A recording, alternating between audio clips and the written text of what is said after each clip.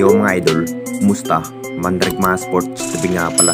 Ating pag-usapan, Barangay Nibra, big trade player na mabibitawan sa upunan ng Barangay Nibra at Calvin Octana kunin ng SMB. Pero bago nung nga yan, kung bago pala sa aking channel, huwag mong kalimutan mag-subscribe at i-click ang notification bell para like kang updated sa ating dito sa vlog natin. So pagamat pinaghahanda na nga rin ang upunan ng Barangay Nibra ngayong season mga idol, dahil mas kinakailangan pa rin ni Coach Tim ang pangarap na magkakampiyon muli ngayong Commissioner Cup. Dahil sa naging huling laban ng Barangay Nibra, bagsak pa rin ang kanilang nagiging laro. Kung bakit ganun nga ang sinapit ng Jing Kings, posibleng magkakasana nga rin ang SMC another trade sa upunan ng Barangay Nibra. Ang plano sana ng Jing Kings dito mga idol, bibitawan na nga ba ang nasabing player na si Jeremiah Gray.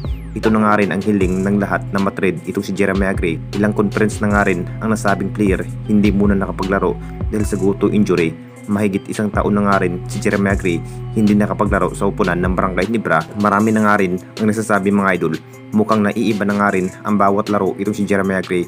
Maayos na rin ang guto injury ni Jeremiah Gray. Ang nasa isip pa rin ni El Francis Chua mga idol na matrade ang nasabing player na si Jeremiah Gray sa upunan ng Barangay Nibra at mapunta ng ibang kupunan, habang may value pa nga rin ang nasabing player. Kung makapagdesisyon na nga ang SMC dito mga idol, talagang matutuluyan na nga rin ang nasabing player na si Jeremiah Gray maaalis sa lineup. Masasabing maiiba nga ang naging sistema at dinahandahan na nga rin ang magiging trade ng Jing Kings ang ibang key player tulad nga kay Sistan at Damas Telepringgil na punta ng Tierra Permajip. At dito na naman tayo sa isa pa nating balita, Calvin Octana to SMB. Alam na natin lahat mga idol, isa na nga rin ang upunan ng SMB na makuha ang nasabing gunner ng TND Tropang Giga na si Calvin Octana. Talagang gandang laro nga ang naging ipinikita ni Calvin Octana sa nagdaang season mga idol na may 20 points. Sa rigwa pa nga rin ang nakuhang kampyonato ng TND Tropang Giga laban nga sa upunan ng Barangay Nibra. Balak sana ng SMB na makuha ang nasabing gunner na si Calvin Octana ng TND Tropang Giga. Sinubukan na nga rin na mag-u-offer itong SMB mga idol kay Calvin Octana, pero decision pa rin ng TND Tropang Giga management kung papayag pa nga ba na makuha itong si Calvin Octana ng TND Tropang Giga.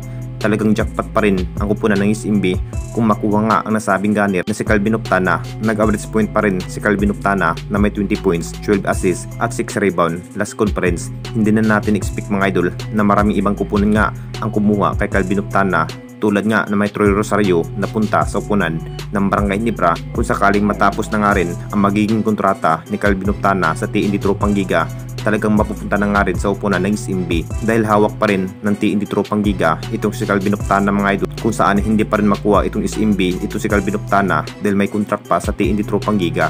Anong masasabi ninyo mga idol tungkol sa ating video?